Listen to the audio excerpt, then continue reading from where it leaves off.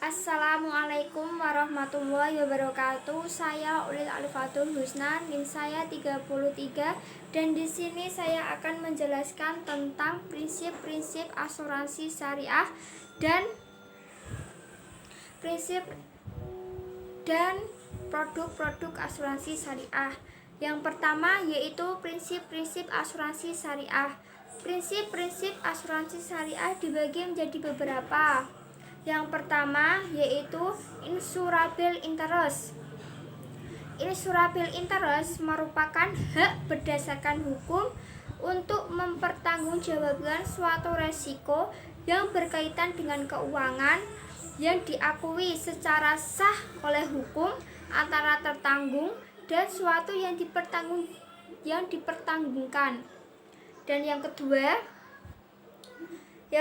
yaitu utmost good faith.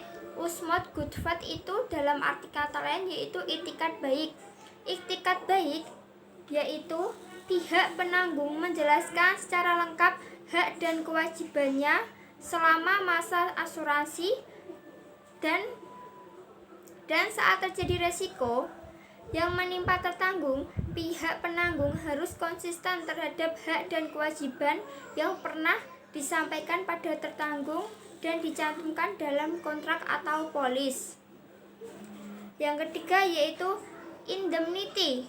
Konsep indemnity ini adalah mekanisme penanggung untuk mengompensasikan resiko yang menimpa tertanggung dengan ganti rugi finansial.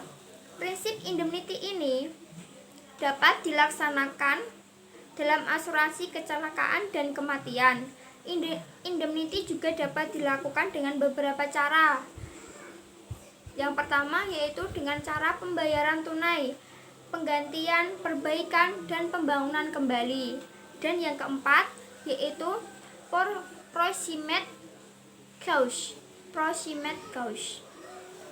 Proximate cause adalah suatu sebab aktif efisien yang mengakibatkan terjadinya peristiwa secara berantai atau berurutan tanpa intervensi suatu ketentuan lain. Diawali dengan aktif dari suatu sumber baru dan independen. Yang kelima yaitu subrogation. Subrogation merupakan hak penanggung yang telah memberikan ganti rugi kepada tertanggung untuk menuntut pihak lain yang mengakibatkan kepentingan asuransinya mengalami suatu peristiwa kerugian. Dan yang keenam yaitu contribution. Contribution ini merupakan penanggung berhak mengajak penanggung lain yang memiliki kepentingan yang sama untuk ikut bersama membayar ganti rugi kepada seorang tertanggung meskipun jumlah tanggungan masing-masing tentu sama besar. Jadi gitu. Dan yang ketujuh, dan yang ini yaitu tentang produk-produk asuransi. Produk-produk asuransi dapat dilihat dari dua segi ya. Yang pertama yaitu segi fungsi dan yang kedua yaitu segi kepemilikan. Segi fungsi dibagi menjadi beberapa asuransi dan begitupun dengan segi kepemilikan. Segi fungsi dibagi menjadi 3 asuransi. Yang pertama yaitu asuransi kerugian.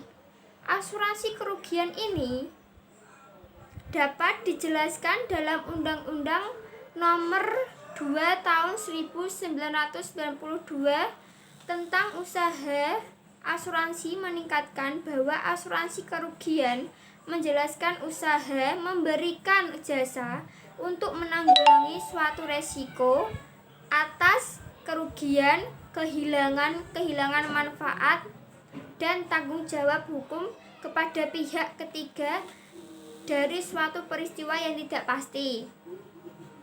Dan yang kedua yaitu asuransi jiwa. Asuransi jiwa merupakan perusahaan asuransi yang dikaitkan dengan penanggulangan jiwa atau meninggalnya seseorang yang dipertanggungkan. Itu. Dan yang ketiga yaitu reasuransi. Reasuransi merupakan perusahaan yang memberikan jasa asuransi dalam pertanggungan ulang terhadap risiko yang dihadapi oleh perusahaan asuransi. Kerugian jenis asuransi ini sering disebut asuransi dari asuransi lain ke asuransi yang sama, begitu maksudnya ya. Dan yang kedua yaitu dari segi kepemilikan. Dari segi kepemilikan ini juga dibagi menjadi beberapa. Yang pertama yaitu dari asuransi milik pemerintah. Asuransi milik pemerintah ini yang sahamnya dimiliki sebagian besar atau bahkan 100% oleh pemerintah Indonesia. Yang kedua yaitu asuransi milik swasta nasional. Asuransi ini saham sepenuhnya dimiliki oleh swasta nasional, sehingga siapa yang paling banyak memiliki saham maka memiliki suara terbanyak dalam rapat umum pemegang saham, seperti itu. Yang ketiga yaitu asuransi milik perusahaan asing. Asuransi milik perusahaan ini jenis ini biasanya beroperasi di Indonesia, hanyalah merupakan cabang dari negara lain. Asuransi ini yang berlaku di Indonesia tapi hanya cabang dari negara lain, begitu maksudnya. Hanya cabang dari lain. Jenis kepemilikan ini pun dimiliki oleh 100% oleh pihak asing dari negara sana gitu. Yang keempat yaitu asuransi milik campuran. Asuransi milik campuran yaitu merupakan jenis asuransi yang sahamnya dimiliki campuran antara swasta nasional dengan pihak asing, seperti itu. Sekian dari saya. Apabila yang saya sampaikan ada kekurangan dan kekhilafan mohon dimaafkan. Wabillahi taufiq wal hidayah. Assalamualaikum warahmatullahi wabarakatuh.